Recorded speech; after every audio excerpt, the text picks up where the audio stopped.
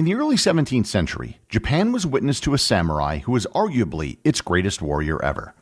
He wasn't just one of the greatest swordsmen in history. He was also a philosopher, a writer, an artist, and in contravention to the samurai code at the time, he was also a vagabond. Today, he's considered a saint of Japanese martial arts, and he's been portrayed in Japanese movies and books. Learn more about Miyamoto Musashi, Japan's greatest swordsman, on this episode of Everything Everywhere Daily.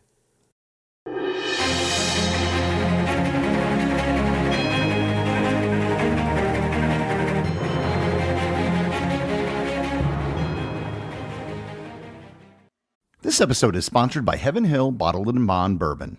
I recently had the chance to try Heaven Hill Bottled and Bond, and I can attest to its exceptional aromas with hints of caramel and vanilla intertwining with its oakiness, which provide a well-rounded flavor profile. Taking a sip is akin to experiencing a piece of bourbon history firsthand.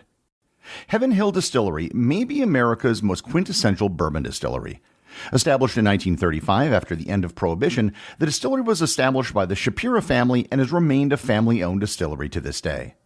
In 1897, Congress passed the Bottled in Bond Act, which set forth strict rules for any bourbon labeled Bottled in Bond.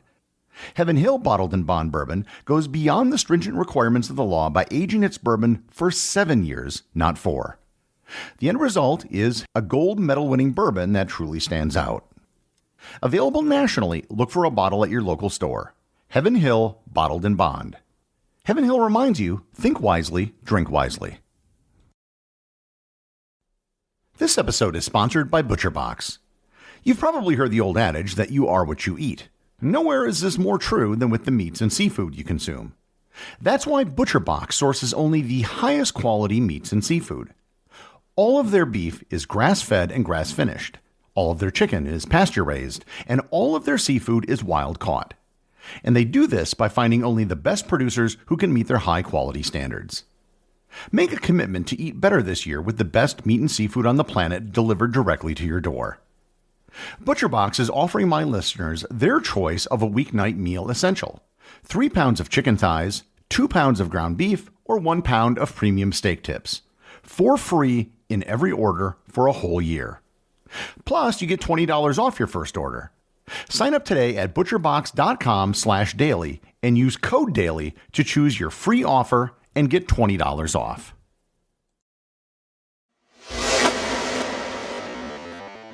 There are certain things portrayed in movies that have no basis in fact.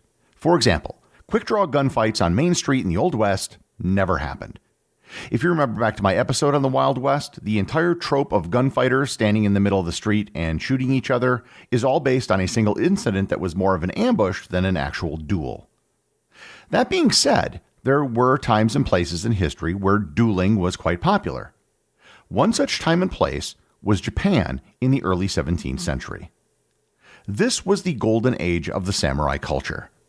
Before I get too much further into this story, I should briefly explain some of the important elements of the samurai culture and the Bushido Code.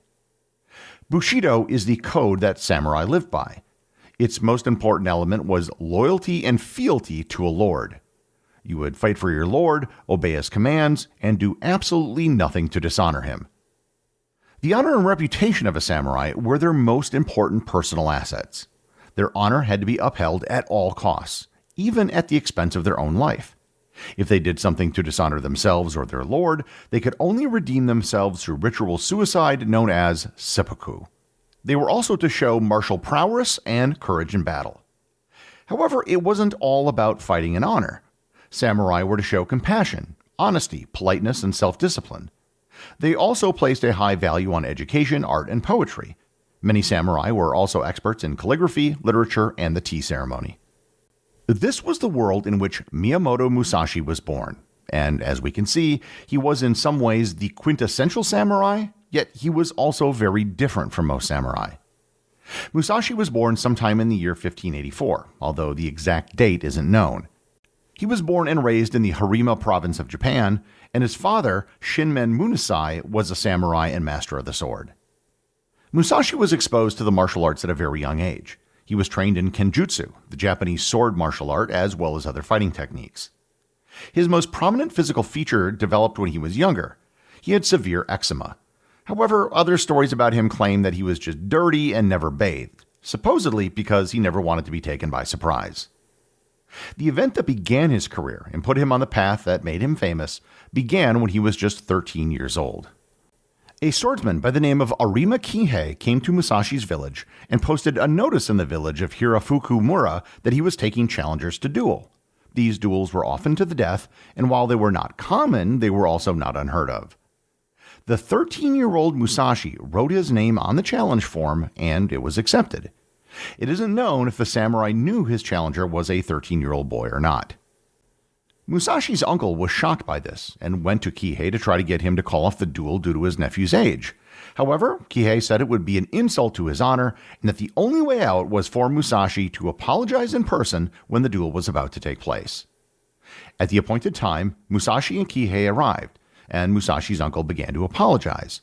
However, Musashi didn't apologize. With nothing more than a staff, he lunged at Kihei, knocking him to the ground. The surprised Kihei tried to get up, but Musashi punched him between the eyes, knocking him out, and proceeded to beat the swordsman to death. It was his first victory in a duel, but certainly not his last. He left home at the age of 15 or 16 and gave all of his possessions to his sister. He set out on what was known as a musha shugyo. In Europe, he would have been known as a knight errant. In Japanese, it's known as traveling for improvement. He basically became a vagabond who traveled around training in swordsmanship. He would visit various schools to learn and train, occasionally serving as a mercenary and engaging in duels. He became what is known as a ronin. A ronin was a samurai without a master. Most ronin had masters at one point, but circumstances resulted in them becoming masterless. Like Musashi, they would often just be vagabonds selling their services to the highest bidder. For Musashi, however, being a ronin was a choice. He never had a lord that he pledged his loyalty to. At the age of 16, he had his second duel, and he won again. Over the next decade and a half, he dedicated himself to the study of sword fighting. It was his all-consuming passion. By all accounts, he was constantly thinking about it, looking for the smallest thing that could give him an advantage in combat. During this time, he also fought in several battles, most famously the Battle of Sekigahara. The Battle of Sekigahara, fought on October 21, 1600, was a decisive conflict that marked the culmination of Japan's long period of civil strife known as the Warring States period. It was also the largest battle in the history of feudal Japan. The battle was fought between the forces of Tokugawa Ieyasu against a coalition of various daimyos, or Japanese lords. Tokugawa Ieyasu won the battle and established the Tokugawa shogunate, which lasted for 250 years. However, Musashi was on the side fighting against Tokugawa Ieyasu, and they eventually lost. It isn't clear what his role was in the battle, but he was probably just a mercenary. It's believed that he fought in at least 6 major battles. However, his reputation wasn't built by being a mercenary. It was built by dueling. After the Battle of Sekigahara, Musashi went to Kyoto and began a series of duels with the Yoshioka school, which was considered the greatest of the 8 schools of martial arts in Kyoto. In his first duel, he challenged the leader of the Yoshioka school, Yokiyosha Shigeru. The duel took place on March 8, 1604. According to their agreement, they fought until the first blow. Musashi showed up late, frustrating his opponent. Musashi struck Shigeru's left shoulder, and the hit knocked him out and permanently crippled his arm. While not killing him, he did have to step down as the head of the school. The leadership of the school then passed to his brother, Yoshioka Denichiro, who immediately challenged Musashi to another duel. Musashi won again, arriving late and this time killing his opponent.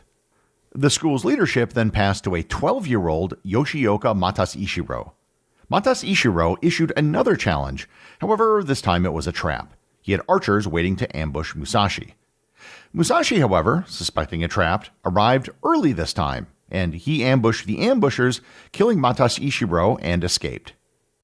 Perhaps his greatest duel, however, was one of his last. On April 13, 1612, on the remote island of Ganarujima, he faced Sasaki Kijiro. It's one of the most famous and emblematic encounters in the annals of Japanese martial arts history. Sasaki Kijiro was a master swordsman who may have been the most formidable opponent that Musashi ever faced. He was known for his turning swallow cut, which used a long sword called a nodachi, which he named the drying pole. Musashi, on the other hand, chose a very unconventional approach for the fight. He arrived late, as normal, deliberately provoking Kojiro, and wielded a wooden sword that he carved from an oar on the way there, symbolizing his unconventional tactics and mindset. Despite orders given to the public that they should not attend, hundreds of spectators showed up to witness the duel. The duel was very swift, with Musashi striking a fatal blow to Kojiro's head, showcasing his master of strategy, timing, and the element of surprise, all using a wooden sword. His duel with Kojiro was one of his last, but it was certainly not the end of his story. Musashi's later years were dedicated to refining his martial arts techniques, teaching, and engaging in other pursuits such as painting, sculpting, and calligraphy. He developed a style known as the Niten Ichiru, or Two Heavens as One, which focused on the simultaneous use of two swords. He continued to travel, visiting other martial arts schools, always trying to improve his craft. In 1634, he took part in his last known duel. He fought Takada Matabi, a fighter adept at the spear. Towards the end of his life, he compiled his years of knowledge into what had become one of the greatest treatises on martial arts ever, Gorin no Sho, also known as the Book of Five Rings. The book is divided into 5 parts, each named after one of the elements that the Japanese thought made up the world. Part 1 is the Book of Earth. It discusses Musashi's own style, the Niten Ichiru, or the Two Heavens as One technique, and the importance of understanding the way of the warrior. Book 2 is the Book of Water. Here, Musashi dives into the specifics of the technique, including the rhythm and timing of combat, the importance of flexibility in tactics, and the need to adapt to the opponent's style and the situation at hand. Part 3 is the Book of Fire. This part focuses on the heat of battle, detailing the methods of engaging the enemy, the types of attacks and defenses, and how best to position oneself for victory. Part 4 is the Book of Wind. Here, Musashi compares his style to the traditional schools of Japanese sword fighting, emphasizing the differences and why he believes his method is superior. Finally, Part 5 is the Book of Void. The final section is a philosophical treatise on the nature of consciousness, the importance of intuition and spontaneity in martial arts, and the understanding of the fundamental emptiness of thought, allowing for a state of absolute freedom and fluidity in combat and life. He wrote the Book of Five Rings and several other books from a cave where he lived his last years as a hermit. He died at the age of 62 from what was probably cancer. Miyamoto Musashi is believed to have won 60 duels in his life, most of them being to the death. Miyamoto Musashi's story is a testament to the way of the warrior. His mastery of the sword, combined with his strategic and philosophical insights, has made him a figure of enduring fascination. He is a figure that still draws fascination today, as he's been portrayed in many movies and other works. Musashi embodied the ideals of discipline, courage, and striving for perfection, making his story and teachings relevant even today. The executive producer of Everything Everywhere Daily is Charles Daniel. The associate producers are Benji Long and Cameron Kieffer. I want to give a big shout out to everyone who supports the show over on Patreon, including the show's producers. Your support helps me put out a show every single day.